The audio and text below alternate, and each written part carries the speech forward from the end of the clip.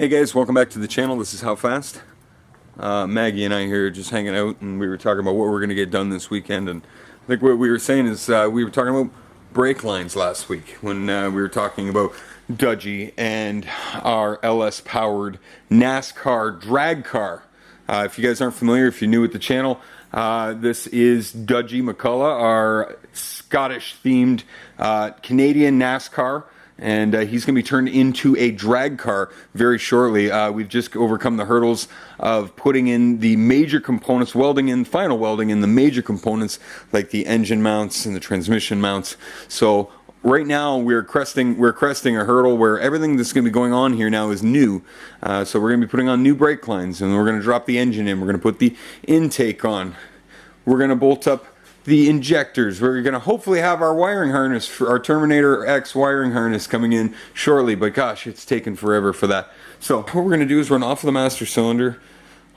We're going to run one line back here to this metering proportioning valve, and then back to the back here, and we'll split it off to the two back to the back here, and we'll split it off to each tire or to each rear brake, and then we'll have another one that comes off of this down and splits off here and runs to each side of the front. I don't know, this might turn out to be like a little art project.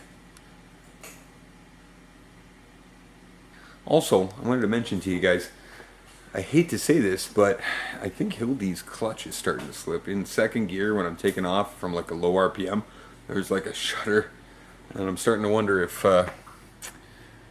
that is the final straw for Hildy. So I've been thinking about the possibility of another vehicle. Needs to be something a bit bigger because of Miss Maggie here. She's not going to be small, 120 pounds, 60 centimeters at her back. Needs something like an SUV. So I'm looking for ideas for SUVs. And if you guys think you have anything good, send it my way. Because I feel like I've seen everything and I've already kind of had my mind made up. But I want to see if some of you guys can surprise me with some options that maybe I haven't thought about before. So give me your comments down below and let me know what you guys think I could get for a SUV instead of, well, assuming we have to retire Hildy. And also, if we retire Hildy, it's not that she's dead. That just means that there's a different future for her instead of being a commuter car.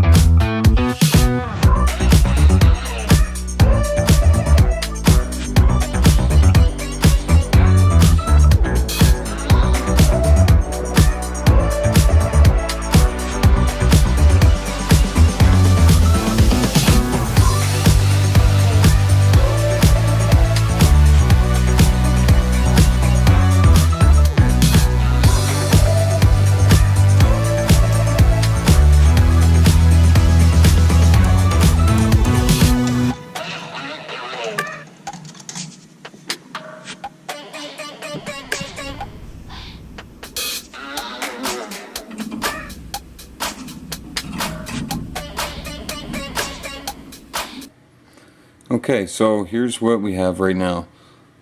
Coming up here, up the top, over.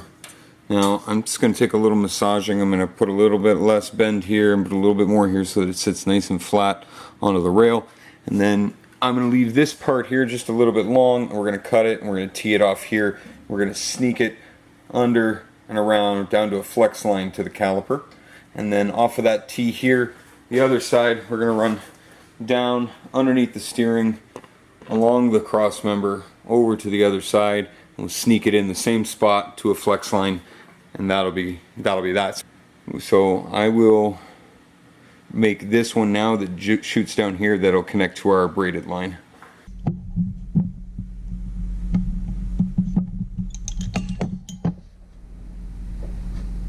One will go right here, like this.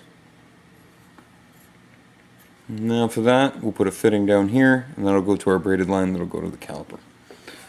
Okay, so off of this, there will be a T here between these two. We're going to have to, like a three-way junction, right? So it's going to come in here, it's going to split off. One's going to head down this way to this one, the other one's going to have to come off and go down here. So we can make this one now, we just leave the ends long. We'll have to put one final bend on it towards the T, but we can still make it. So let's start taking some measurements for getting across the cross member.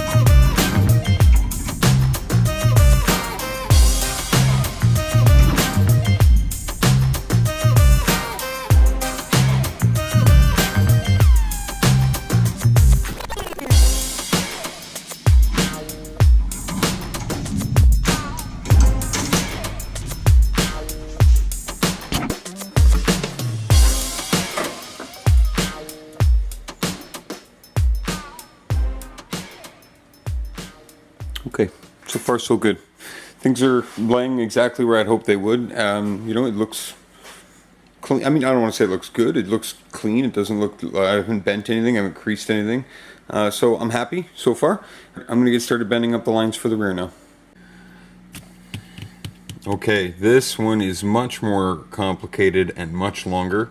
So if there's going to be one we're going to redo, this will be it. So I'm going to try and straighten out a piece at least this long, probably a little bit longer. On the last one I said an inch, I actually gave it a ½ inch every bend, and that actually worked out really well. So I'm just going to do the same here. I'll add a ½ inch to every one of these bends, and we'll measure it all out, and we can get started trying to make this one intricate piece that's supposed to fit perfectly. Let's give it a go.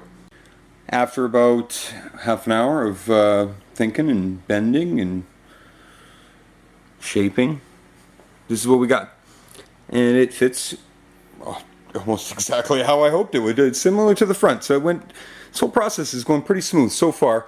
I'm going to say there was some reservation. Obviously we still need to do the flaring, we still got to put on all the fittings, but let's put this in right now and see how it fits. So it runs off the master cylinder, back, down, around, across the cross member, and up to the proportioning valve. We're going to leave that right in the spot where it is because it's accessible by the driver. Not that I would change it too much once I get it set, but once it's set, if I ever needed to mess around with it, there it would be.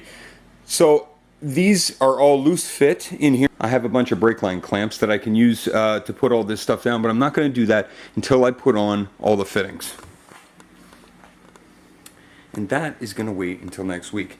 So next week I'm gonna get some of those extra 2 T fittings, and then I'll make sure I have all the fittings I need to put all this together now that I see exactly what I have, and we begin flaring the lines and then putting all of the system together.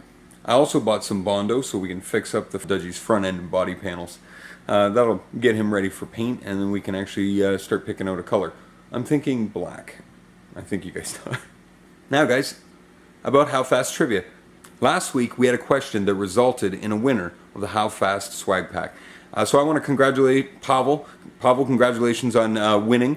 You got the correct answer, and the question for last week was, what did Daniel Craig's James Bond drive in the movie Casino Royale? The options were A, an Aston Martin DBS V12, B, an Aston Martin DB5, C, an Aston Martin Vantage, or D, an Aston Martin DB7. And as Pavel had put correctly, it is the A, Aston Martin DBS V12. And as usual, Pavel's full of knowledge. He gave us a bunch of additional information about another car that Daniel Craig drove in that movie as well. So a wealth of knowledge. Congratulations, Pavel. Be sure to send me your mailing address to howfast10@gmail.com along with your t-shirt size, and I will pack up and I will send you a How Fast swag pack. I don't care what it costs to ship it to Russia. So guys, I really appreciate you guys watching. I can't tell you how excited I am for what's coming up in the next couple weeks here, because I have a feeling I'm going to be able to get in as a spectator to some of the race events down at Grand Bend, because Ontario, thank goodness, is finally opening up. So within the next couple weeks, I'm hoping to be able to go out and go see some races and take you guys along with me, and you can meet some of the racers and see some of their cars. So that's super exciting. So if you want to get in touch with me, as I mentioned earlier, you can get me at howfast10@gmail.com, but you can also catch up with what's going on here at HQ with Maggie and all the other vehicles if you check us out on Instagram at how__fast, or if you want a good laugh, you can check me out at howfast1 on TikTok. I'll catch up with you guys next time, find out how fast we can make this car go.